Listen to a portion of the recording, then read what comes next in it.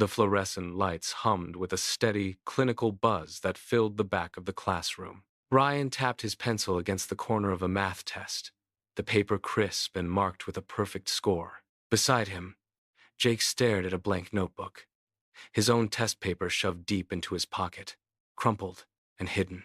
The air in the room felt heavy with the weight of expectations. When the teacher tapped the whiteboard and asked each student to state their future, the room went still. Ryan stood up, his movements precise and measured. "I will attend a top university and become an engineer," he declared. His voice carried across the rows without a tremor.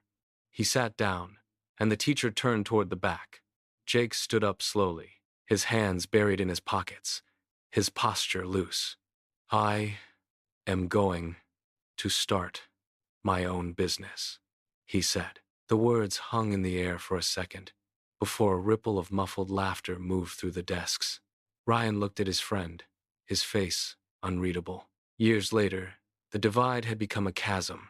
Ryan sat in a glass-walled office, the city skyline reflected in the polished surface of his mahogany desk. He moved through stacks of corporate reports and complex blueprints with rhythmic efficiency.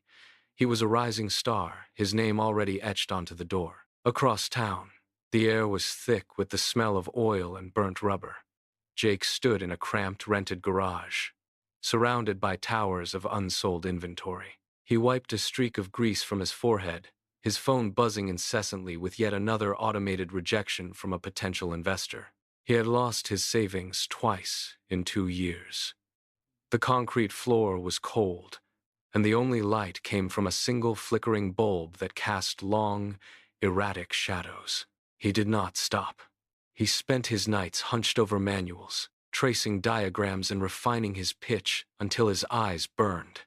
Every failure was a data point. While Ryan navigated the predictable path of corporate advancement, Jake remained in the dark, wrestling with the mechanics of a dream that refused to take shape.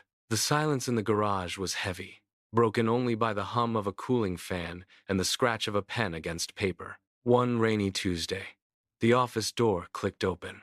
Jake walked in, his boots tracking mud onto the pristine carpet. He dropped a rough, hand-drawn sketch of a new software interface onto the mahogany desk. Ryan barely looked up from his monitor, his hand hovering over a stack of corporate reports. "I have the strategy, but I need your technical mind to build the engine," Jake said, leaning forward until his shadow fell across the blueprints. Ryan finally looked up, his gaze shifting from his friend to the company ID badge hanging on the wall. He pushed the sketch back across the smooth wood. "It is too risky, Jake. I have a career to protect." "Ha ha ha." The silence that followed was sharp. Jake stood up, the chair scraping harshly against the floor. He grabbed his coat, his movements jagged and quick. He walked to the door, then stopped, his hand on the frame. He did not look back. "Staying in this chair for the next 40 years is the bigger risk," Jake said. That night, the resignation letter sat on the mahogany desk, a single white sheet against the dark wood. Ryan signed it, left his badge, and walked out. The following months were a blur of exhaustion. They set up shop in the garage, surviving on cold sandwiches and endless pots of coffee. Ryan spent 18 hours a day coding, his eyes bloodshot and stinging from the monitor glare, while Jake paced the concrete floor, his voice hoarse from pitching to anyone who would listen. The walls closed in as they faced 3 separate lawsuits, each one threatening to dismantle their progress. Then, the server crashed. A week of work vanished in a flicker of power. Their bank account hit zero, leaving them with nothing but half-finished code and a mounting pile of debt. They did not stop. They tore down their initial strategy, rebuilt the architecture from the ground up, and refined every line of code until it hummed with precision. The breakthrough came at 3 in the morning, a ping on the screen confirming a contract with a major tech firm. The silence of the garage was replaced by the frantic energy of a new reality. The stacks of unsold inventory were cleared.